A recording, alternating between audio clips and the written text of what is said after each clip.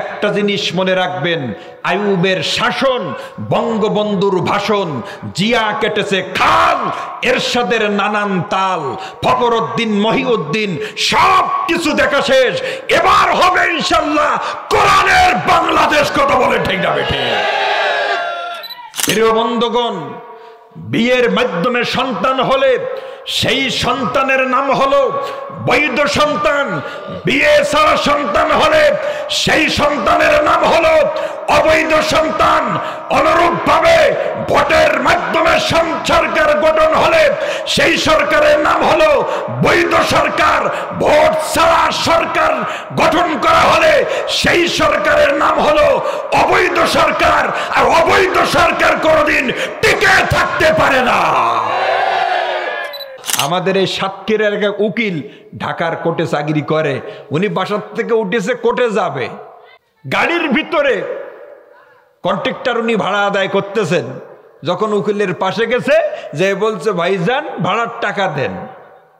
প্রিয় বন্ধুগণ, উকিল কিন্তু শব্দ করে না। লোকটা চিন্তা করলো পিছন দিক থেকে ভাড়া নেওয়ার পরে আবার আসবো।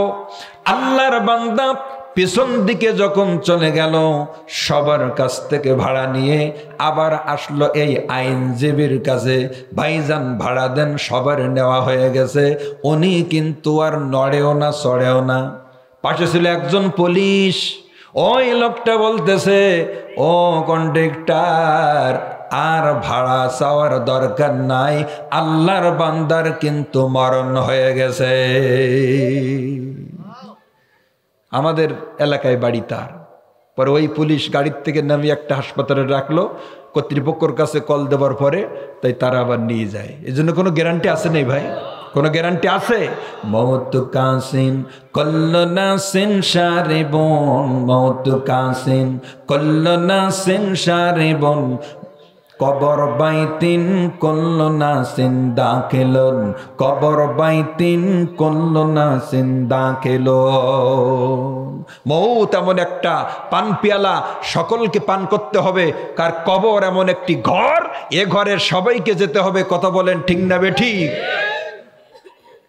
ও ভাই, আপনারা এই যে কোরআন শুনতেছেন বসে বসে, প্রত্যেকটা গ্রামে প্রত্যেকটা মহল্লায় আবু জাহেল নাই, কিন্তু আবু জাহেলের কিছু লোকজন আছে না নেই? জোরে কোন আছে না নেই? ওদের একটাই বক্তব্য, মাহফিল দিয়ে লাভ কি? এক নম্বর। দুই নম্বর, এক নম্বর বলে মাহফিল দিয়ে লাভ কি? দুই নম্বর, যত মাহফিল হচ্ছে তত মানুষ আরো খারাপ হচ্ছে। এই দুইটা কথা দেখবেন আবু জাহেলের লোকজনেরা, কিছু লোকজনেরা বলে। আমি আপনাদের একটা সমাধান দিয়ে যাই। এক নম্বর কথা ধরেন, মাহফিল দিয়ে লাভ কি? ও ভাই, যে চোর চুরি করে, এই মাহফিলের ভেতরে কিন্তু বহুত শ্রেণীর মানুষ রয়েছে। অনেক মানুষ রয়েছে বিড়ি সিগারেট মদ গাঁজা না খেয়ে থাকতে পারে না। মাগরিবের পর থেকে 12টা পর্যন্ত মাহফিল হবে, এর ভিতরে কি মদ গাঁজা বিড়ি খাবার সুযোগ সে লোক পাইছে ভাই? অনেক লোক রয়েছে জেনা ব্যভিচারী করত, সেও এই গুনাহ থেকে বেঁচে গেছে। যারা মদ বিড়ি সিগারেট খাইতো তারাও কিন্তু গুনাহ থেকে বেঁচে গেছে। এটা হলো এক নম্বর ফায়দা। দুই নম্বর, যতক্ষণ ওয়াজ শুনতেছেন নগদ সুবহানাল্লাহ, নগদ আলহামদুলিল্লাহ, এর নেকিগুলো তো মারি যাচ্ছে না। কথা ঠিক কিনা? তবে মাহফিল দিয়ে লাভ কি? এইটাই তো লাভ। আগামীকাল আপনি আমল করেন আর না করেন, এগুলো তো মারি যাচ্ছে না। আর আপনারা বলেন মাহফিল থেকে বহুত বেনামাজি নামাজি হচ্ছে কিনা ভাই? বহুত দাড়ি কাটনেওয়ালা ভাইরা দাড়ি রাখার অঙ্গীকার করে কি করে না? আর আম্মাজানদের একটাই মাত্র কথা বলতে চাই, অনেক আম্মাজানের কিন্তু এখানে এসেছেন, কথা ঠিক কিনা? তাদের বিষয়ে কিছু বললাম না, তারা তো অখুশি হবে। এজন্য একটা কথা যদি আপনারা অনুমতি দেন বলবো ইনশাল্লাহ। এখানে যারা উপস্থিত রয়েছেন ভাই, কথাটা সত্য হলে একটু গর্জন দিয়ে উত্তর দিবেন। এখানে যারা উপস্থিত রয়েছেন অধিকাংশ পুরুষ মানুষ কিন্তু তার স্ত্রীকে নিয়ে অশান্তির ভেতরে মান সম্মান চলে যাবার ভয়ে এটা আমরা অন্যত্রে প্রকাশ করি না। কথা বলেন ঠিক না বেটি? আম্মাজানদের একটাই কথা বলবো, আল মারআতু ইযা সাল্লাত খামসাহা 5 ওয়াক্ত নামাজ পড়বেন, সামাত শাহরাহা রমজানের রোজা রাখবেন, আহসানাত ফারজাহা যৌন অঙ্গ হেফাজত করবেন, আতাআত বালাহা স্বামীকে বেশি বেশি খেদমত করবেন, ফালতাদখুল মিন আইয়ি আবওয়াবিল জান্নাতি শাআত। এই 4টা আমল করতে পারলে নবীজি বলেন জান্নাতের সব দরজা আল্লাহ খুলে দিয়ে বলবে, যে দরজা দিয়ে মনে চায় জান্নাতে ঢুকে যা, জোরে কোন সুবহানাল্লাহ। কিন্তু মহিলারা ভাই একসাথে 4টা আমল করার মহিলা সমাজে খুব কম। অনেকে আছে খুব পর্দা করে, সারাদিন পর্দার ভিতর থাকে, বাইরে মোটে আসে না, কিন্তু পর্দার ভিতর থেকে কি করে জানেন? সারাদিন স্বামীর সাথে গন্ডগোল করে। সুবহানাল্লাহ। ওই আছে না নেই? মুখ গালাগালি দেওয়ার হাফেজ এমন মহিলা কিছু আছে না? সারাদিন মহিলারা গন্ডগোল।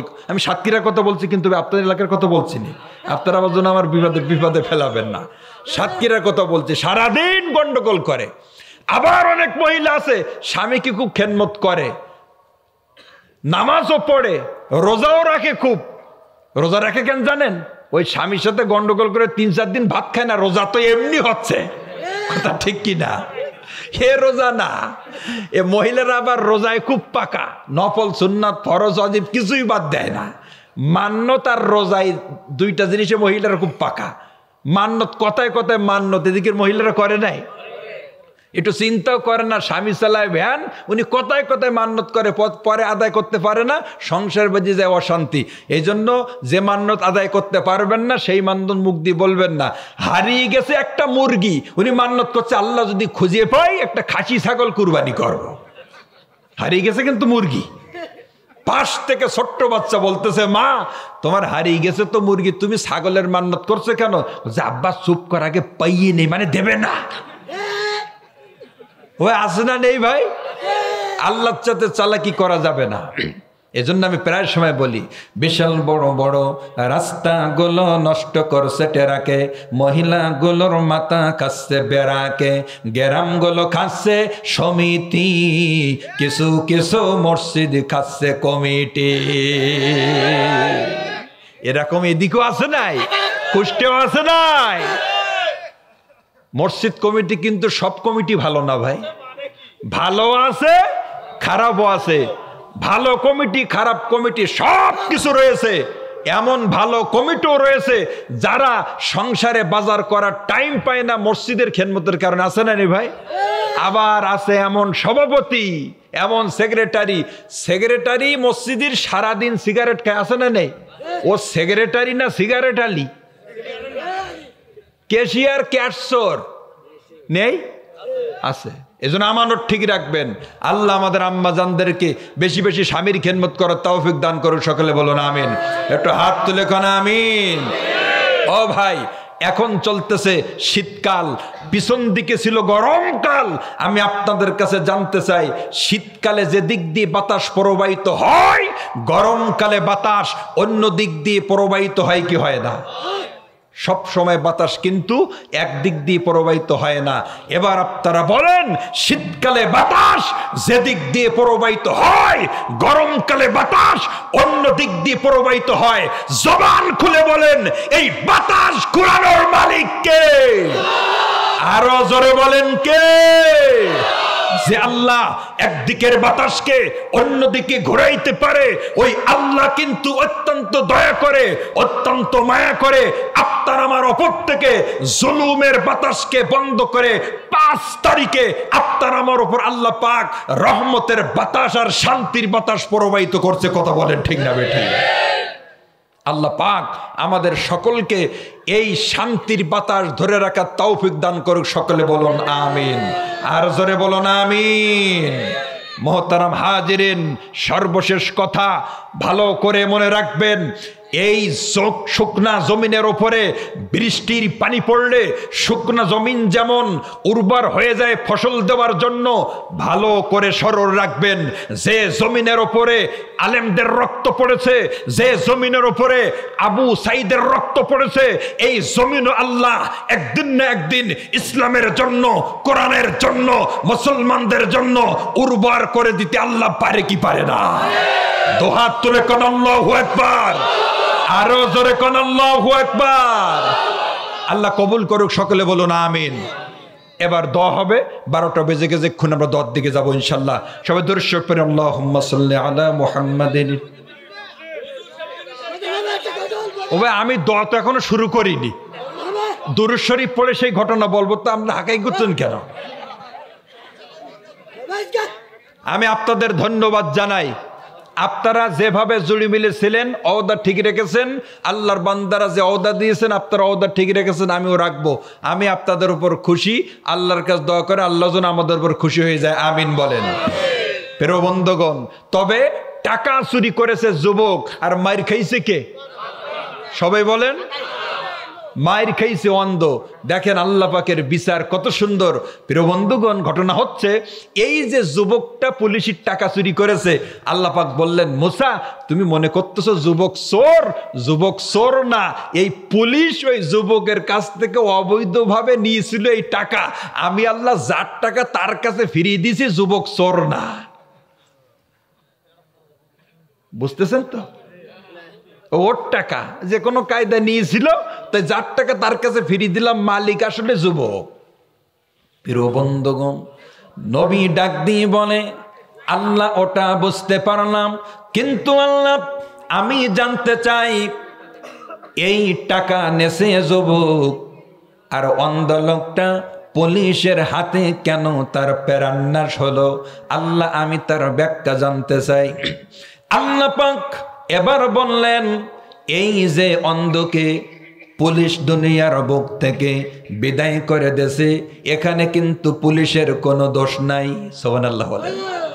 আল্লাহ বলেন, এখানে পুলিশের কোনো দোষ নাই। আসল ঘটনা শোনো। আসল ঘটনা হলো, এই অন্ধ কিন্তু লোকটা সুবিধাজনক নয়। অন্ধ পুলিশের পিতাকে কিন্তু অন্যায়ভাবে হত্যা করেছিল, কতল করেছিল। আমি আল্লাহর বিধান হলো আল কতলু বিল কতলে, হত্যার পরিবর্তে হত্যা করা। অন্ধ লোকটা পুলিশের পিতাকে হত্যা করার কারণে এই পুলিশ তার পিতার হত্যার প্রতিশোধ গ্রহণ করেছে। এখানে কিন্তু পুলিশের জানরা পরিমাণ কোনো অপরাধ নাই। আল্লাহ পাক রব্বুল আলামিন এবার বললেন, ও নবী মুসা রে, কিয়ামতের ময়দানে এই বিচার যেমন তোমার সামনে করলাম, কিয়ামতের ময়দানে আমি আল্লাহ এইভাবে বান্দা বান্দির বিচার করব। ও মুসা, কোন বান্দা বান্দির ওপরে আমি আল্লাহ কিয়ামতের ময়দানে যারা পরিমাণ জুলুম করব না।